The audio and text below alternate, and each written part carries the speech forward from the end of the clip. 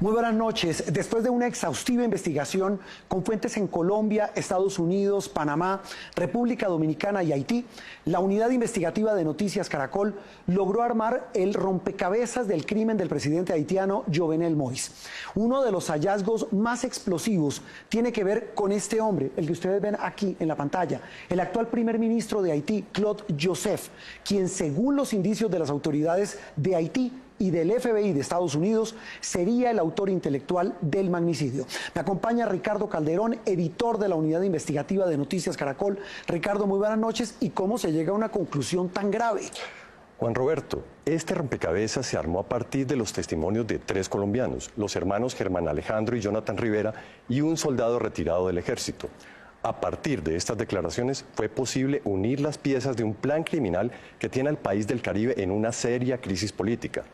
Empecemos la historia de la forma como se habría fraguado el magnicidio.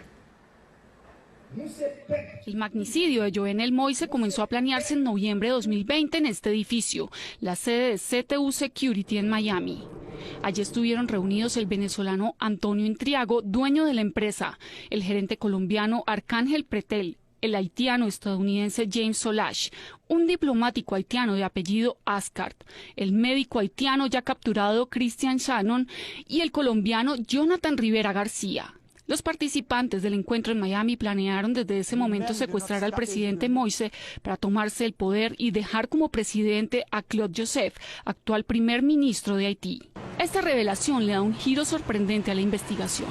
Las autoridades haitianas y los investigadores del FBI consideran al primer ministro como la figura máxima detrás de este crimen, junto al médico Shannon y a John Joel Joseph, un ex senador haitiano hoy prófugo de la justicia.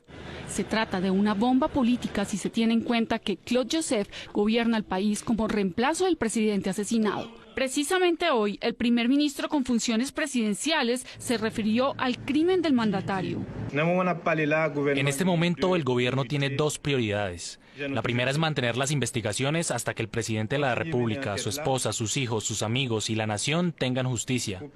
La segunda es hacer todo lo posible para honrar la memoria del presidente con la organización de un funeral.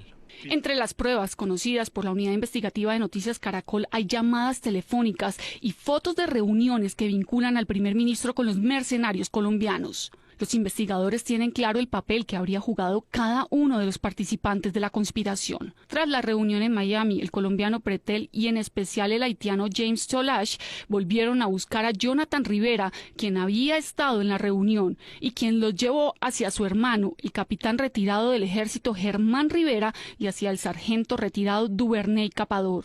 Ellos 3 se convertirían en los enlaces claves con los mercenarios colombianos y el primer ministro. Y sus destinos terminaron muy distinto. Jonathan no estuvo en la operación y se convirtió en un testigo de excepción en este caso, mientras que su hermano Germán terminó capturado en Haití y Capador murió en la residencia del presidente a manos de las autoridades haitianas. Los investigadores documentaron que entre noviembre y mayo, Solash sostuvo comunicación telefónica constante desde Miami con Capador y los hermanos Rivera. Entre sus contactos telefónicos aparece otro hombre clave en este caso para las autoridades, el abogado y líder político haitiano Fenil Gordon, que según los investigadores participó de la consecución de las armas para el comando de mercenarios.